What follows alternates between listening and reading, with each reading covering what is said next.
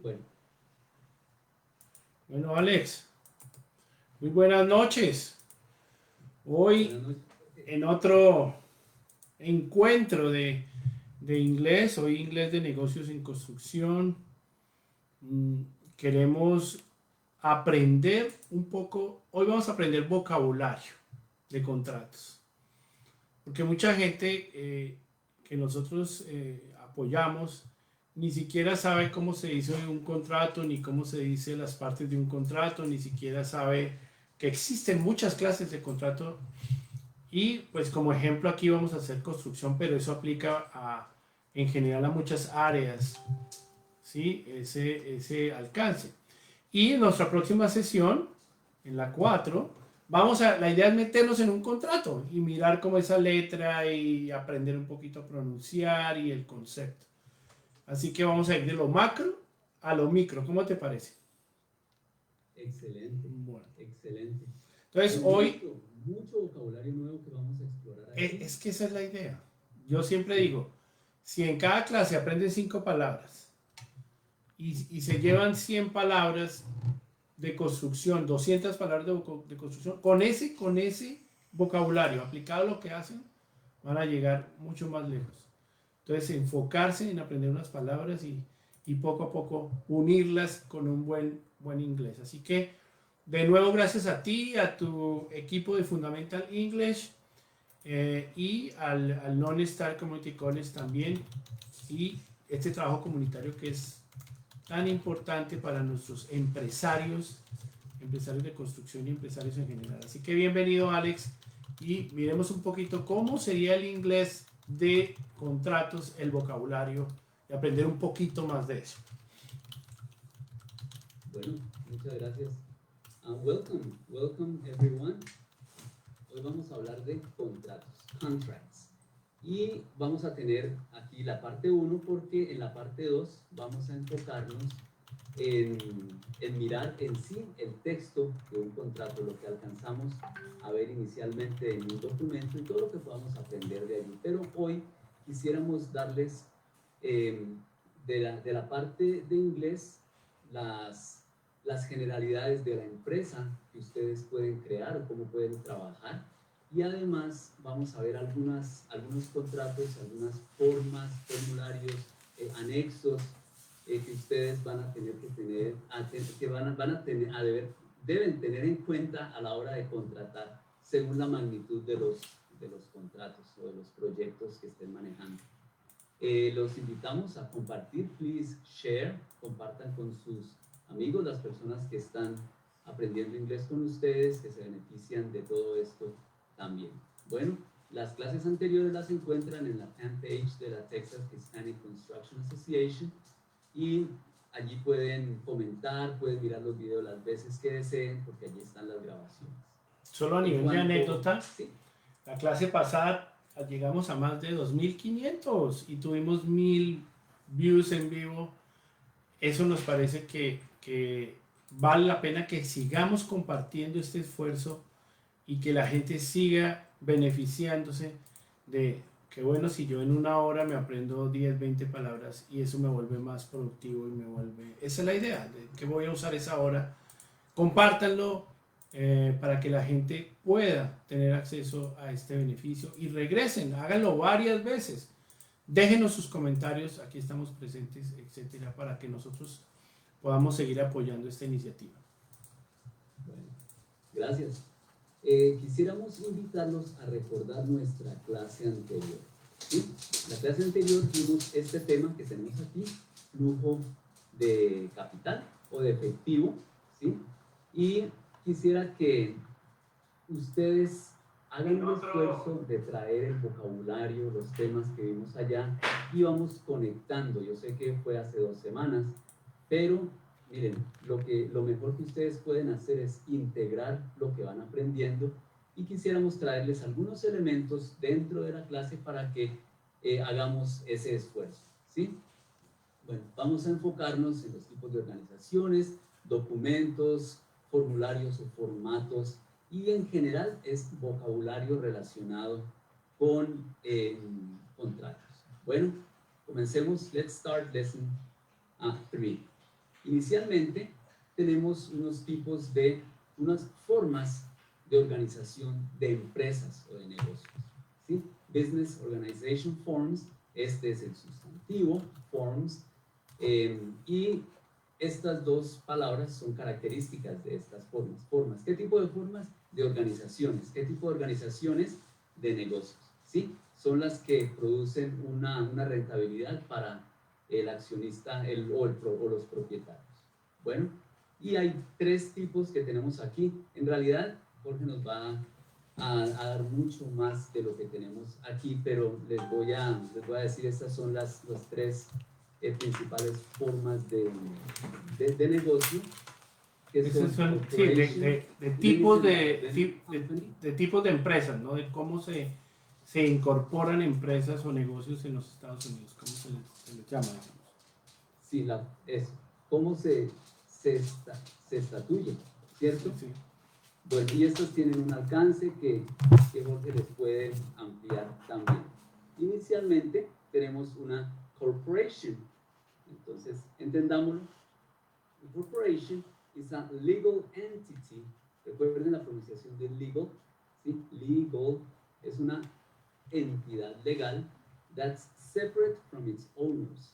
¿Cómo así? Es una entidad legal que es separada o que está separada de sus propietarios. ¿Sí? Ahora lo vamos a ampliar. Corporations, las corporaciones, can make a profit, pueden hacer una ganancia, pueden producir una ganancia. Be taxed es ser taxadas, es decir, ser grabadas con impuestos. And can be held legally liable, y pueden ser tenidas legalmente responsables. ¿Qué quiere decir esto de responsables? Que si hay una deuda, ellos son los responsables de pagarla. Es muy importante, ¿sí?, lo que dice ahí, que es una entidad separada de los owners. ¿Eso qué quiere decir? Las otras entidades, los impuestos de la compañía van a los impuestos personales y se presenta unos impuestos, una declaración de renta o de impuestos de la persona. Entonces, si yo tengo el 25% de una LLC y de otras empresas, esas no son separadas de los dueños. Es decir, que va a mis impuestos las pérdidas o ganancias que yo tenga. En las corporaciones es una entidad que es separada. Es decir, la corporación paga sus impuestos, los socios pagan los impuestos de la corporación y no se unen a los impuestos de las personas. Eso es, por eso dice separado de los dueños, ¿no? Y es muy importante que la que es separada es la corporación la que es responsable, ¿cierto? Cuando uno tiene las LLCs, la responsabilidad es limitada, es decir, es limitada a la empresa, pero responden los dueños. O sea, es limitada a la empresa, pero responden los dueños. Mientras que aquí responde la corporación. Ahora, si yo no tengo empresa, LLC, ni tengo corporación, yo soy el que respondo con mi capital y con mi dinero. Mientras que estas entidades legales me protegen de tener un liability o liable, tener una liability con mis propiedades. Por eso es que es interesante saber cuándo estoy protegido, para eso son las entidades, y cuándo es separado y cuándo es integrado a mis impuestos y a mi responsabilidad. Wow. Pues yo leí estos textos que me envió Magna para esta clase. Yo me enfoqué más en el inglés y todo lo que podía explotarlos. Tenía una idea, pero con este aporte que nos hace Jorge, me entra en un detalle que necesitamos nosotros saber de una manera práctica, como ese tipo de responsabilidad. Miren, yo tenía el concepto corporations, las corporaciones offer the strongest protection, ofrecen la protección más fuerte to its owners, a sus propietarios, from personal liability, de responsabilidad personal. Bueno, hasta allí, but the cost, pero el costo para formar una corporación es más alto que otras estructuras. Correcto. Esta parte de la responsabilidad personal de los propietarios pues yo lo entendí como un concepto muy general, pero lo que nos aportas es muy, muy valioso. Claro, aquí todo lo más importante es hasta dónde soy responsable. Entonces la corporación, básicamente es responsable la corporación, no yo. Pero en las CLCs y todo, es responsable o soy responsable hasta los límites de la corporación. No soy responsable de todo, Sí. sino hasta los límites. Pero se enfila hacia los dueños. Por eso se habla que las corporaciones son la protección más grande que hay, pero también son más costosas de crear y tienen mayores rangos de impuestos y todo eso, eh, Sí. digamos, en su formación.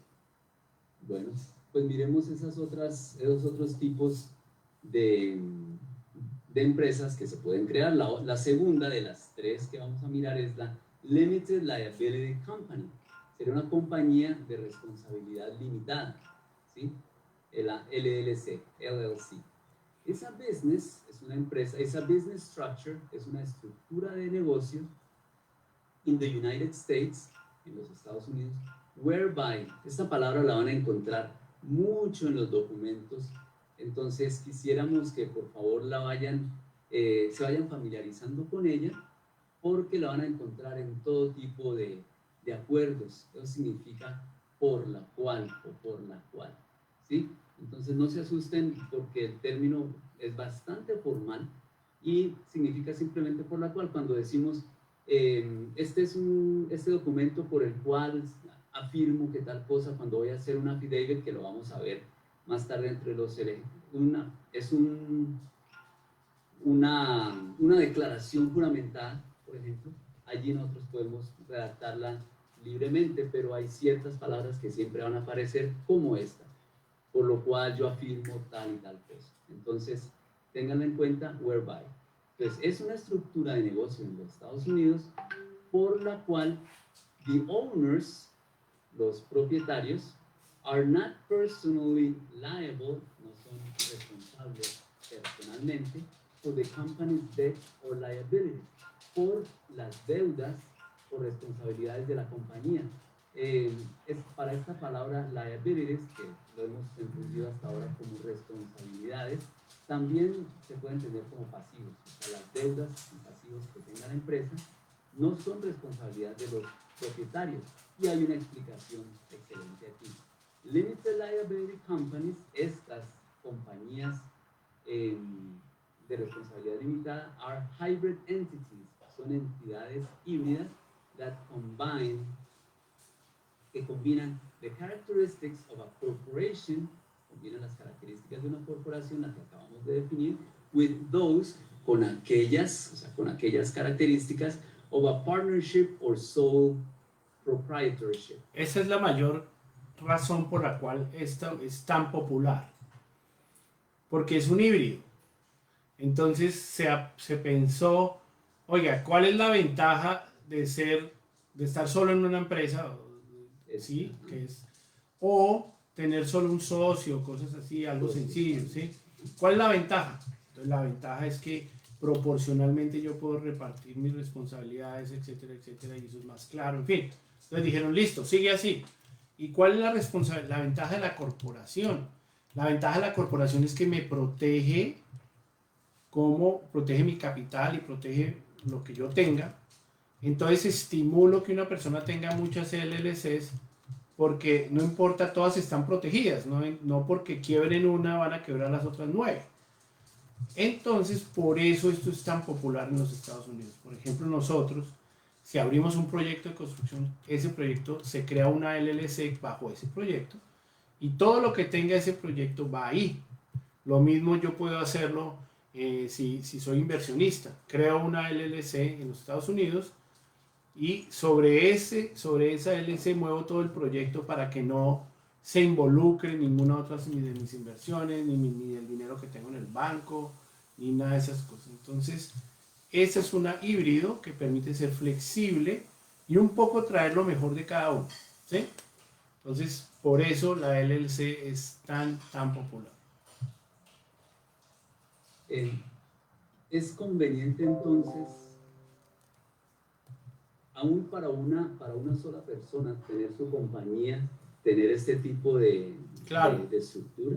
Claro, porque puede en cualquier momento involucrar un partner, puede en cualquier momento, porque es muy flexible, puede en cualquier momento vincularse a otra LLC y no se vincula como una persona, sino que tiene un escudo que es esa corporación. Entonces yo creo mi propia LLC y me alío con otra LLC, entonces si pasa algo, mi LLC me protege a mí. Pero si yo me uno a esa LLC como persona natural, pues tengo más riesgo. Entonces creo otro escudo en la mitad, que es la LLC donde yo estoy solo. Entiendo. Entonces esto, nosotros inclusive en algunos casos se crean las LLC series o series, LLC series, que se sabe que hay una y pertenece a varias entidades o varios proyectos, pero se llama series porque es como ramas de una LLC. Entonces, para que los impuestos no digan, ve, pero este está abriendo compañías como loco, que vamos a ver qué está pasando, será que está lavando dinero, será que va a quebrar un poco de gente, en fin, porque todo eso no es tan normal para el tío Sam. Entonces uno declara que es una series, eso quiere decir que uno tiene la intención de hacer muchas de estas empresas. Ya. Bueno, muchas gracias. Miremos el otro tipo de empresa. Limited Liability Partnership. Partnership, recuerden, ya hemos visto esta palabra partner. Partner es un compañero, un pana que le decimos coloquialmente, un compañero, y partnership sería una compañía, o sea, estar unido con alguien, acompañándose, y es lo que entendemos como una sociedad de responsabilidad limitada.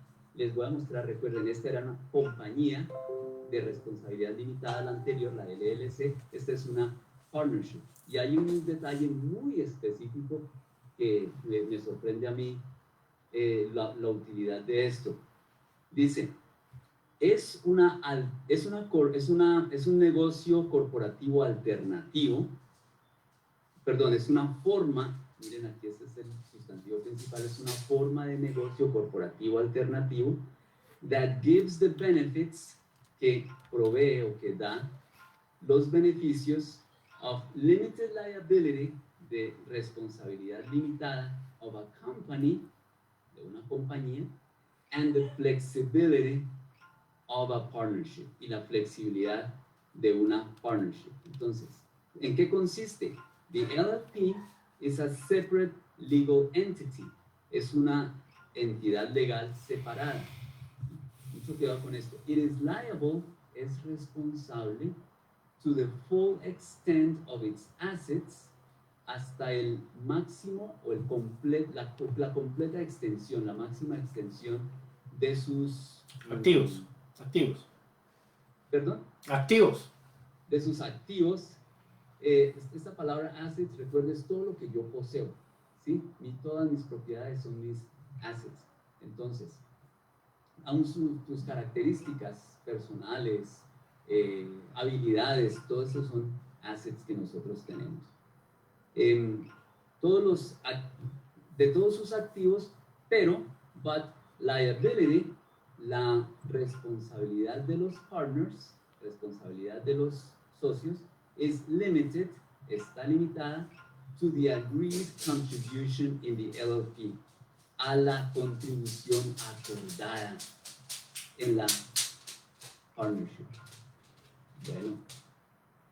Entonces, esto es una organización un poquito más compleja que tiene unos arreglos muy adentro para, digamos, llegar a un acuerdo en sus contribuciones y tener una responsabilidad hasta esas contribuciones. Todo lo que empiece con LL quiere decir responsabilidad limitada. Bueno. Muchas Entonces, gracias. esta es más enfocada a eso, a los partnerships, a los socios, a las sociedades. ¿Sí? La LLC es más enfocada a la corporación, digamos, a la entidad como tal. Y ese es más un tema entre, bueno, como a mí, como socios, cómo nos vamos a manejar, tú qué das, yo qué doy, yo pongo intelecto, tú pones dinero, o sea, cuando es un poco así. Cuando todo es dinero es muy fácil la LLC, pero cuando hay ciertos factores, pues es muy importante tener claro cuál es el aporte y qué hace cada uno. Sí. Y quisiéramos que hasta ahora, además de tener estos conceptos con los que estamos creciendo, vayan familiarizándose con las palabras que yo sé que son nuevas para muchos de nosotros. Entonces, que tengamos la claridad de la partnership, liability, recuerden, liable, porque eso es muy, muy importante a la hora de mirar responsabilidades y lo que se necesita sustentar o poder o proteger, ¿sí? Listo. Ahora les vamos a mostrar, entrando ya después de esta introducción, a algunos elementos y vocabularios sobre contratos para servicios de construcción. Contracts for Construction Services. Bueno, y miren esta estructura. Yo les voy a mostrar el vocabulario y Jorge nos va a aclarar la estructura, ¿sí? Owner significa la persona que ejecuta la labor de own. Own es poseer, ¿sí? Poseer quiere decir ser dueño. Owner significa entonces la persona que es dueña, y eso lo entendemos como el propietario, ¿sí? Owner Direct Consultants, esos serán los consultores directos del propietario. Miren, no estoy entrando en estructuras, solamente mostrándoles el vocabulario. Surety es la garantía. Miren que la palabra sure significa seguro, cierto, ¿sí? Surety es una garantía. Contractor, esta palabra se refiere a la persona, esta terminación OR se refiere a la persona que ejecuta esta labor, la labor de, ¿cómo se llama eso? Contratar o de firmar un contrato. Sería entonces el contratista, ¿sí? Correcto. O el constructor, digamos, cuando el proyecto es grande. Sí. Bueno, entonces, y los subcontractors serían los subcontratistas. Correcto. Esta palabra ustedes la conocen, el architect, y los consultants, los consultores. Bueno. Entonces hay que aclarar aquí varias cosas, digamos, para el tema de la construcción. El dueño es el que está en el centro, y empieza a haber unos contratos A, ¿sí? Que empiezan por A, ¿sí? Entonces quiere decir que esos contratos están directamente relacionados, por así llamarlos, con la ejecución del proyecto. Son quienes los hacen, entonces es un tipo A, digamos, ¿sí? ¿Quién es eso? El surety es, ¿quiénes son? Las compañías de seguros, las compañías de fianzas, todo eso que es lo que genera la garantía del proyecto, de que se va a ejecutar. También tipo A está el contratista o el constructor y los subcontratistas, digamos, ¿sí? Ahora, B, el siguiente nivel B, es el arquitecto o el diseñador. Y C, como ahí lo ves, ya son los consultores. Es un tercer nivel que ya no está tan directo en el proyecto como tal. El arquitecto lo diseña al principio y lo acompaña un poco, por eso es B. Y los A son los ejecutores, los que tienen altísima incidencia en el proyecto, los que tienen, que pueden afectar mucho y duran mucho y pueden afectar mucho el proyecto. Entonces, por eso las letras. Entonces también tienen como un rango de relevancia o de repetición o de necesidad o como lo queramos llamar. Bueno. Entonces, ese como un cuadro general. Aprovecho también para explicar de que en los contratos de los diferentes proyectos es muy importante tener en cuenta ese escalafón de relevancia, de casi que digamos de responsabilidades, porque el contratista general tiene más responsabilidad, por eso tiene el contrato A, lo mismo el subcontratista. Y entonces son como unos niveles de responsabilidad importantes para el proyecto. Bueno, o sea que el propietario tiene que elaborar y establecer, acordar contratos con todas estas personas, ¿sí? Y el tipo de contrato. El propietario, ¿ves la línea? El propietario tiene contratos solo con el contratista, ¿ves la línea a la derecha? Tiene solo con el arquitecto y con sus consultores directos. El contratista genera contratos con los subcontratistas, no el dueño, y con las garantías que están arriba. Eventualmente, el dueño puede adquirir garantías, por eso la línea puntuada, y el arquitecto se encarga de contratar y dirigir a los consultores, que son que el hidráulico, que el eléctrico, que el arquitecto es el que se encarga de hacer esa parte. Entonces, el dueño se encarga o se entiende con la gente principal y de ahí ellos generan unos contratos que van dependiendo de la necesidad. No. Bueno, excelente, muchísimas gracias. Nos estás volviendo, nos está ilustrando en este mundo de la construcción, pero a un nivel mucho, mucho más técnico y es lo que necesitamos saber. Muchas gracias. Bueno, esta lista que provee Magna sobre los documentos convencionales, Conventional Documents for Contractors, ¿sí? Una lista de los documentos convencionales para los constructores. Les voy a mostrar el vocabulario correspondiente a esta lista, alguno del vocabulario principal, y Jorge va a comentar sobre algunos de ellos, ¿sí?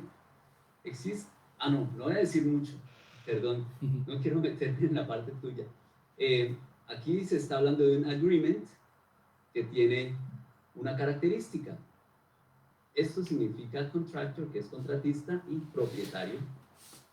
Y aquí dice suma estipulada. Exacto, entonces por eso tiene el slash, dice owner contractor, quiere decir que es un contrato entre el dueño y el contratista, por eso es, y más abajo realmente se conoce como el OC. Entonces si uno ve OC no tiene ni idea de qué se trata. Entonces si uno ve OC agreement, quiere decir que es contrato entre el dueño y el general contractor o el contratista grande, y de eso hay varios tipos, y es el stipulated sum, eso quiere decir que es un valor tipo. Esto lo voy a hacer por $1,000,000, por $100,000, por $50,000. Ya, eso es con un valor estipulado, ¿cierto? El segundo es lo que cueste el trabajo más una tarifa, que eso es el fee, ¿cierto? ¿Qué es el CMP? El costo máximo programado o planteado o esperado. Entonces, quiere decir que proyectado, quiere decir que listo, esto va a valer lo que cueste, yo cobro un porcentaje, pero el máximo valor va a ser este. O no tiene máximo valor. Y eso depende del riesgo o qué tan conocido sea el proyecto, qué tan seguro, qué tan bien planteado esté. Entonces uno pacta. O sea, que cuando hay un pago máximo programado, no se puede pasar de ahí. Si se pasa de ahí, ya no te pagan más de ahí. Sí. Y la diferencia aquí con este otro agreement, que no tiene límite. No hay un límite. ¿A qué corresponde esta nomenclatura que tenemos?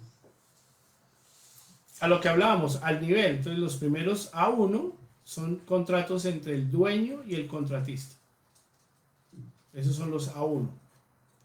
El A1.4 es casi que un acuerdo muy breve de una hoja. Yo le voy a construir esto, punto, y vale tanto y tal, ya, no se complica. El nivel 2 es donde se ponen todas las condiciones generales de ese trabajo. Eso está lleno de información. Que esto, que lo otro, que más allá, que si yo no le pago, que si le pago, que no. Entonces uno tiene la posibilidad de tener esas condiciones generales. El 3 son las garantías, lo que llamamos el surrender. Bond es una fianza, ¿sí? BID, les quisiera contar aquí que BID es la palabra que en general se usa para una oferta. Correcto. Una Entonces, licitación. cuando nosotros nos despedimos, decimos, I bid farewell.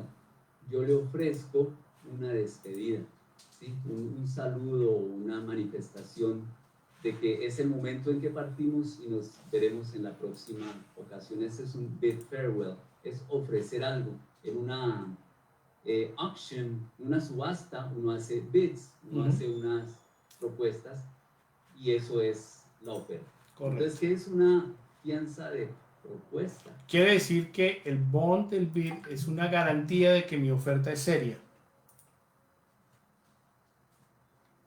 Entonces quiere decir que si yo retiro mi oferta, me cobran una multa.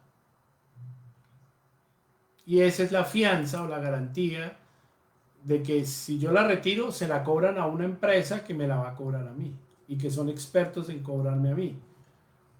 ¿Sí? O sea que, bueno, digamos, alguien me hace una oferta y yo le hago firmar como un contrato, en un documento, Y le pido un bid esa bond. oferta que está ahí, es una oferta que va a cumplir. Pero para que él pueda cumplir, tiene que contratar con una empresa que Correcto, es la que me va a que responder. me va a dar la fianza. Entonces, ¿qué pasa? Si yo puse $10,000 y el segundo puso 12,000 y yo retiro mi oferta, esos $2,000 los cubre la fianza, porque ellos van a tener que pagar 12,000 cuando pensaron que iban a pagar 10,000. Entonces contratan al segundo, pero a mí me cobran la diferencia. Wow. Entonces es peligroso porque si yo me voy muy abajo, y no es que yo me pueda retirar y ya. O sea, si yo me retiro, tengo que pagar la diferencia. Con el segundo. Siguen pagando lo mismo. Bueno, A mí no me van a pagar nada, me toca pagar la diferencia. Los daños. Habrían pagado a mí solamente. Claro, los daños que yo causé al hacer esa oferta. Wow, muchas gracias. Les muestro, esta palabra performance significa desempeño. La hemos visto en varios contextos y es la calidad del trabajo o la calidad en general del trabajo. Entonces, performance bond sería como fianza de desempeño, llamémoslo así, sí. O payment bond, fianza de pago. Exacto. Entonces, si yo no lo hago bien y ellos tienen que contratar a alguien para reparar lo que yo hice, eso lo cubre eso. Y si yo no le pago a alguien y ellos tienen que pagarle a alguien, eso lo cubre eso. Entonces esos son los que se llaman los bonds de cumplimiento, de que yo cumplo el contrato, o que lo hago bien, o que le pago a la gente o a los proveedores. Entonces hay esas garantías. Una forma de proteger entonces al proyecto. Al proyecto. Que se lleve a cabo. Yo no entendía la diferencia entre este warranty bond, es una fianza de garantía. Que si yo termino el proyecto, pero algo no quedó bien, no funciona bien después de haberlo terminado, y yo me niego a repararlo, entonces me hacen efectiva la garantía. Y lo que cueste reparar y todo, van y me lo cobran. ¿Cuál sería la diferencia entre la performance bond y la warranty? La warranty es después de que ya me recibieron el proyecto. Ya. A los 3 meses, a los 4 meses, está operando. Y el otro es durante la ejecución del proyecto. Sí. El performance. Ya. Yo me quedé con desempeño, garantía, pero el contexto legal y práctico es muy, muy extenso y muy claro. Lo veo. Qué bueno que tengamos es muy interesante entender este vocabulario, porque es interesante que es para proteger el proyecto. La gente piensa que los seguros es para proteger las personas o proteger, no. Todos estos seguros es para proteger los proyectos, para proteger el objeto del contrato. Sí. Y no importa el negocio, yo tengo que verlo así. Todo lo que yo haga, el contrato, todo lo que yo haga para los seguros es para proteger el objeto del contrato. No es para proteger el edificio, ni para protegerme a mí, ni para... No, es para proteger el objeto del contrato. La razón por la cual se hace el contrato. Entonces, si yo tengo ese concepto, me va a ser mucho más fácil manejar el contrato y siempre estar en esa intención de que el contrato funcione. Bueno, muchas gracias por esa aclaración. Y aquí hay un agreement, agreement que tiene esta característica, contractor, subcontractor, contratista y subcontratista, ¿sí? También es directo, ya estoy aprendiendo, muchas gracias. Bueno, hay una sección de conceptos que es importante tener en cuenta para small projects, ¿sí? Y me imagino que por eso está esta ilustración.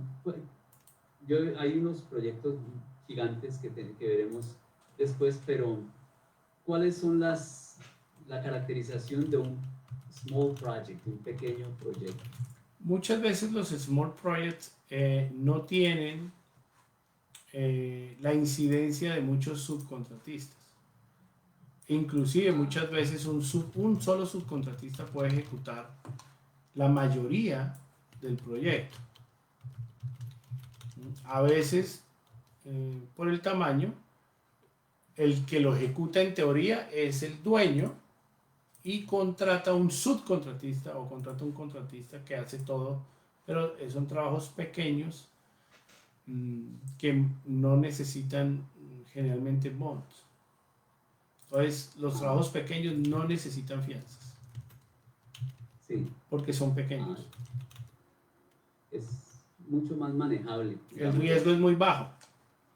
Entonces, como ven, el dueño no necesita ni consultores ni nada. Contrata a un constructor y a un arquitecto que le diseñe y punto. Solo los dos. Bueno, entonces ya entienden la relación entre el owner y el contractor por medio de este tipo de contratos. Perdón, el owner, el contractor y el arquitecto. ¿Sí? Muy bien. Miremos algunos forms and exhibits. Forms lo entendemos como formas, pero en realidad tomémoslo como formularios. Forms quiere decir un documento que tiene espacios en blanco que se deben completar. El documento tiene una estructura ya establecida y permite completarla con los datos de las personas o las entidades involucradas. Y este exhibit, por favor, no se me vayan a confundir o desviar, exhibit sí significa exhibir, ¿sí? Se puede entender como exhibiciones también, pero aquí en el contexto técnico de los contratos son los anexos. Así es. Los documentos que le den soporte. Claro, exhibir como prueba de lo que se está haciendo o como complemento. ¿Sí, Jorge? Que son como dan soporte, así como queremos saludar a todos los que nos dan soporte viendo nuestro vivo. Quería saludar a muchas, afortunadamente tenemos como siempre muchas mujeres apoyando este tema de la construcción, a Carol, a Katy Lorena allá en New York, le mando un saludo especial, a Yarelia, a Diana, a Lucerlis, nuestra ingeniera aquí en Houston, a Ivette Solís, una mujer muy metida en la construcción, haciendo ya contratos comerciales, etcétera. Pero también está Cisco que nos sigue, está Leo, Sarco, John, en fin. Toda esta gente que nos sigue y nos sigue, quería también darles gracias por el soporte y que por favor saluden, escriban, Emiliano, Stalin también, Slendy, en fin.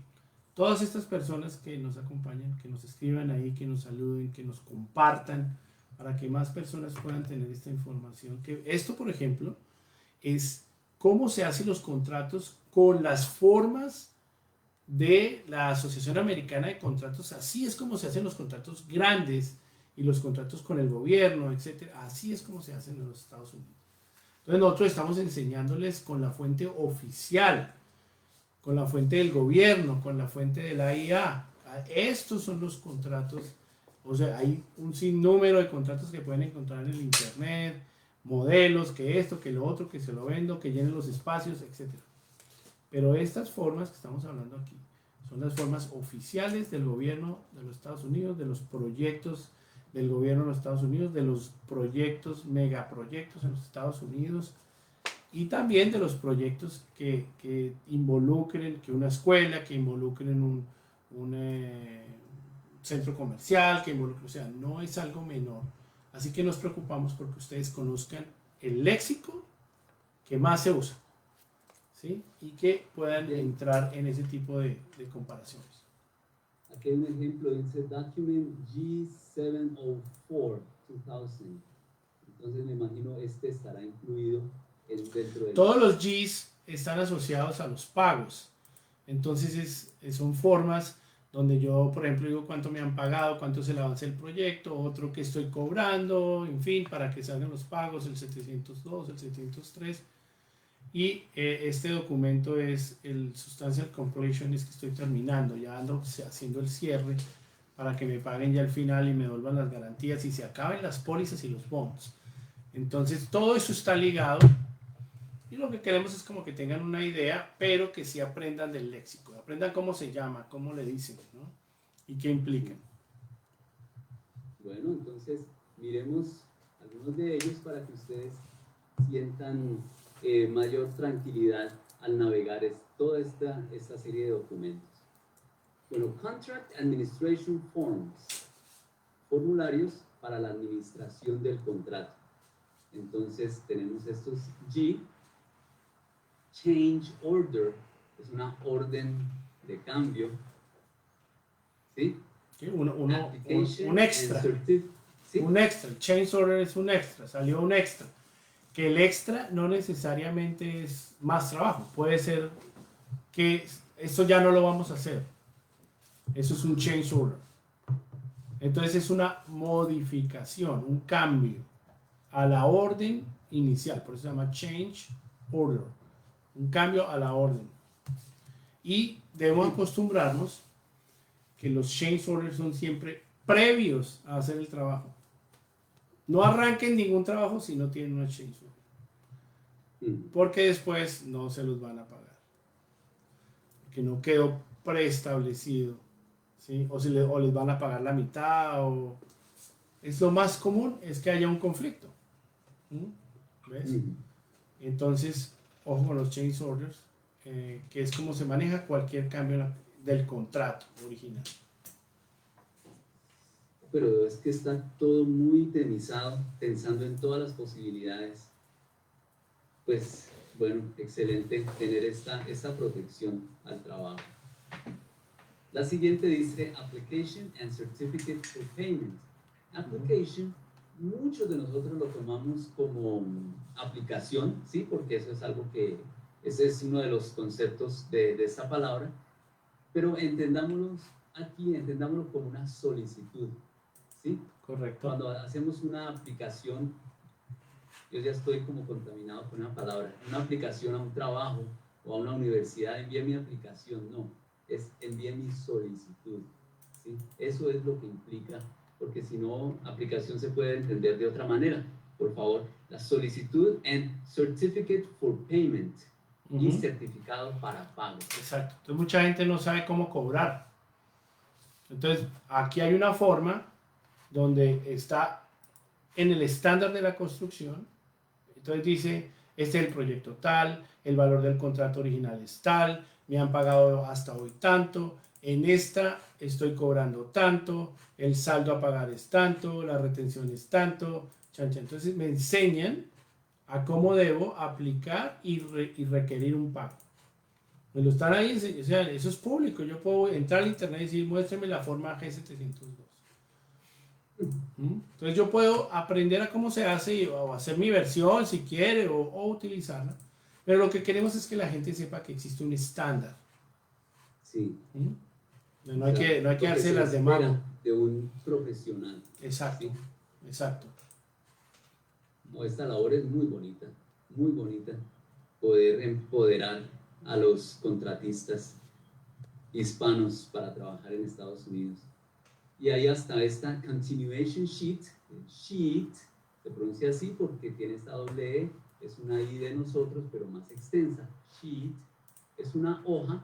Sheet en general significa un objeto que tiene una superficie extendida y delgada, plana generalmente, y eso es una hoja o lámina, ¿sí? O sea que habrá sheets de acero, sheets de paper, y esta sucede que es una hoja de papel. O la sábana, le dicen. La sábana es una sheet, sí. Muchas gracias. Porque tiene esa superficie plana, delgada, extendida. Entonces, ¿qué pasa? Esta es la explicación de la aplicación. De la solicitud, ¿cierto? Claro, entonces por eso dice continuation. O sea, continúa, aquí yo le explico todo. Entonces ahí está disgregado todo lo que yo quiera y la suma y lo que estoy cobrando. Entonces esas dos juntas, 702, 703, es como uno le cobra al gobierno o cobra en proyectos privados de envergadura.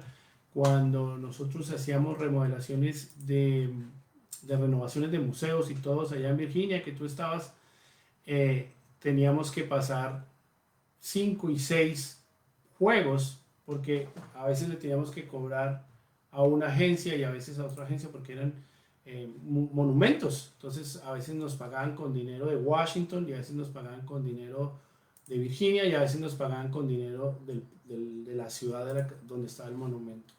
Entonces era todo un tema y la única forma de estar organizados era así. Porque sí, todos se entienden. Ahí no está uno que no fue, que sí fue, que no. Todos se entienden. No hay que explicar nada más. Está todo allí definido. Excelente. Estoy aterrado de la organización en la industria de la construcción y lo fácil que es teniendo el conocimiento. Y lo triste que no la usamos. Y para eso es esto. Certificate of Substantial Completion. En esa palabra completion me encanta. Completion es llevar a cabo algo, es ejecutar. Complete sí significa completar, ¿sí? Pero nosotros no decimos como completación, ¿sí? Se podría entender como finalización y eso nos da una idea de lo que implica lo que incluiríamos en este formulario. Dice certificado de terminación sustancial. Eso es panacea para nosotros los que construimos, porque ahí el gobierno dice que nos están dando la certificación de que terminamos, de que hemos entregado satisfacción y muchas veces es el release del pago. Entonces, si tienen el substantial completion, nosotros pagamos.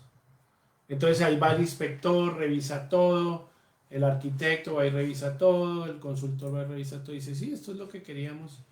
Y uno solicita el substantial completion. Y si no hay este certificado, el contrato no se ha terminado.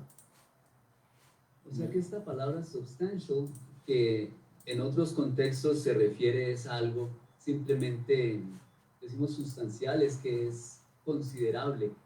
Correcto. Pero aquí es que la sustancia del trabajo, lo concreto del trabajo ya está ahí y ya se puede observar y cualquiera puede objetivamente dar fe de que el trabajo ya se terminó. Correcto, porque ¿qué pasa?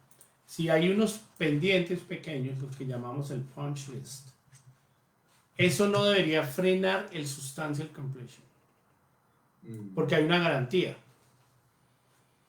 Entonces, ¿qué pasa? Que hay empresas que frenan el substantial completion para frenar el pago. Entonces, por eso no es que se terminó perfecto, sino es sustancial.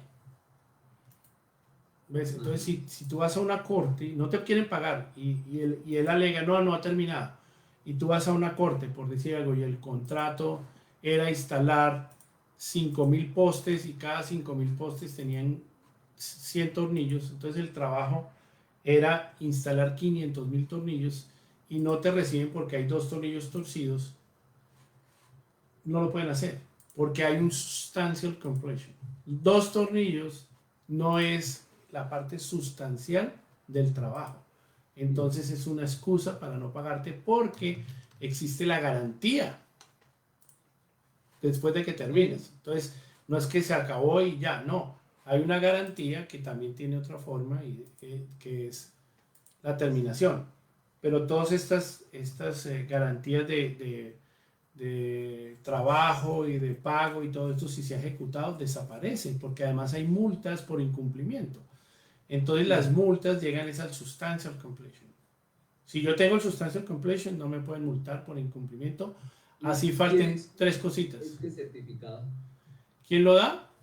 Sí, ¿quién lo da? Dependiendo, puede ser el arquitecto, puede ser los inspectores, puede ser el dueño, pero usualmente es el arquitecto o la persona a cargo del contrato quien otorga el substantial completion. Y uno está, hey, dame el substantial completion, porque eso es como la garantía de que hiciste el trabajo y lo hiciste a tiempo. Wow, muy, muy interesante ese concepto. No, yo estoy acostumbrado a cualquier obra que uno contrata es por palabra y nunca se cumple como se prevé al principio. Por eso esto es necesario. Aquí tenemos una palabra muy común y la van a escuchar en muchos contextos. Dice Contractors Affidavit of Payment. Affidavit, acuérdense de la palabra David, ¿sí? Y eso les va a ayudar con la pronunciación de este. Affidavit of Payment es una declaración juramentada de pago. ¿De quién? Del contratista.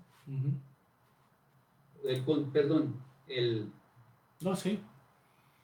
Es que el contratista a los subcontratistas, ¿ok?, le entrega una affidavit, quiere decir, yo te voy a pagar, y uno tiene que presentar los affidavits para que el dueño le pague. Es decir, que ya hay un compromiso con el subcontratista de que le va a pagar. Para evitar que ese dinero que me paguen, yo no diga, yo no sabía que era para pagarle a él. Sino ya hay un compromiso mío de decir, yo le voy a pagar a él. Y también hay una affidavit, es que la affidavit es una protección, una garantía de release of liens, significa de que yo no le voy a poner hipotecas al dueño por ese pago que me va a hacer. Entonces, a mí me piden todo eso antes de pagar. Es decir, te voy a dar $5,000, ok.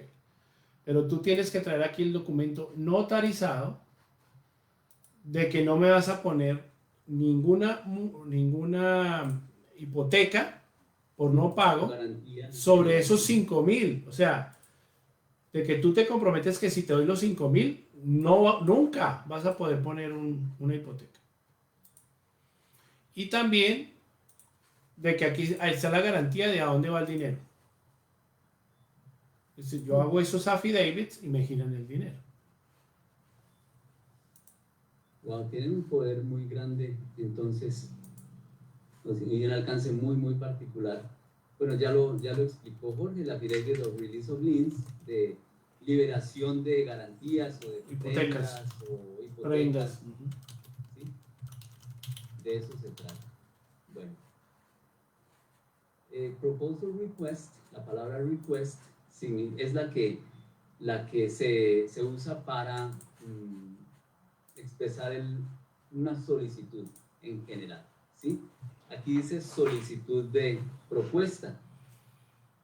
Entonces es algo así como cotíceme, que es una invitación, ¿ok? Ya. Entonces por eso es un proposal request. Yo quiero invitarte a que me hagas esta casa, quiero invitarte a que me coloques este piso, quiero invitarte basado en una precalificación, en un concepto que alguien dio, en fin. Entonces, porque no es que yo quiero ir a que me inviten a cualquier proyecto, no, aquí te invitan y tú tienes que inscribirte a a las páginas de los contratistas y colocar quién eres, qué haces, cuál es tu compañía de seguros, dónde está tu dirección, qué proyectos has hecho, etc. Y cuando uno hace eso se llama una precalificación o pre-qualification, entonces, como resultado de ser aprobado, vienen unas solicitudes o proposal requests para lo que tú haces como contratista, específicamente, como subcontratista. Y eso se hace también bajo unos estándares. ¿Por qué tanto formato y tanto estándares? Por igualdad, por facilidad de tiempo para leer las cosas, por O sea todo que yo eso. aquí tendría que establecer los requerimientos. Yo quiero que me construyan un nuevo año, Así otro es. año. Y ahí va todo el Ahí scope. sí. Entonces no hay forma de que tú cotices lo que no es, porque le estás haciendo cotizar lo mismo a todas las personas. Wow. No, muy útil. Estoy asombrado de todas las herramientas que hay. Y llegamos al último que queríamos presentarles hoy, y es el Construction Change Directive, una directiva de cambio en la construcción. Es igual, es Change Directive. ¿Qué es? Es un cambio, cuando tú dices de directiva, un cambio de una regla general. Entonces, por ejemplo, con el COVID, todos tuvimos que hacer lo que llaman estas CCT. Y decir, ok, todos tienen que tener distanciamiento social, tienen que tener máscara, tienen que tener esto, tienen que lo otro. Los turnos no son más de 10 horas, no pueden compartir las herramientas. Todas las herramientas deben tener un label con su nombre, de tal forma que usted no puede usar la herramienta de otro. En fin, eso es un change direct. Bueno, pues, no, muchísimas gracias, Jorge. Francamente, a mí me da mucho gusto poder estar aquí en primera fila, porque a mí me llamó Magna para apoyar esta iniciativa de, ustedes lo tienen como servicio comunitario, ¿cierto? Es darle a las personas la oportunidad de seguir creciendo y profesionalizando su trabajo para ser más competitivos en el mercado americano. Y yo entré como alguien que va a apoyar la parte de inglés, pero el estar aquí en primera fila viendo todas las implicaciones y sobre todo la labor social que se está desempeñando es un gran honor. Muchísimas gracias, Jorge. Bueno, tú eres de la familia. ¿Cuántos años llevamos juntos ya? Sí. Muchos años ya juntos. Entonces... Sí, el haber compartido con tus ingenieros y el haber visto esas vidas transformadas, no solo por el trabajo que hacían ellos con Magna, sino a través de lo que hizo el inglés con ellos. Ajá. Hace ya tantos años. 15, 16 años. Y venir acá a trabajar o sea, yo trabajaba desde acá, desde la comunicación, digamos, pero aquí meterse dentro de lo técnico y específico y lo más bonito es que 1 de 100 contratistas latinos sabe que esto existe. Entonces tenemos que ese número cambiarlo para que nuestra gente tenga acceso a los mejores contratos. Hay compañías que solo se dedican a llevar estas formas y ganan más que lo que gana nuestra gente haciendo el trabajo. Y eso no tiene sentido, y eso es lo que queremos con estas iniciativas, que cambien. Así que, Alex, nuevamente muchas gracias. Espero que la gente haya aprendido algo de contratos, palabras, algo que se lleve, y que el por qué funciona, y que tenga una idea de cómo funciona la contratación en los Estados Unidos. Así que muy abierto, los esperamos en nuestra próxima clase de inglés de construcción, y de hoy en 15 días inglés de negocios, con énfasis en construcción, para que podamos seguir aprendiendo sobre contratos, entrar a un contrato y ver lo que es un contrato, qué es un cuerpo de contrato, esas palabras, para que podamos contratar o tener una idea en inglés en los Estados Unidos. Alex, a ti, a tu equipo de Fundamental English, al Lone Star Community College y a todos nuestros programas de la Texas Hispanic Construction Association, a Luz Adriana, a Juan Carlos Argeles, a Sonia, que llegaron y siguen conectados después. A todos ellos, Les mando un abrazo y nos vemos en nuestra próxima reunión en esto de inglés para negocios y de construcción. Thank you very much. Ok, Bye. nos vemos.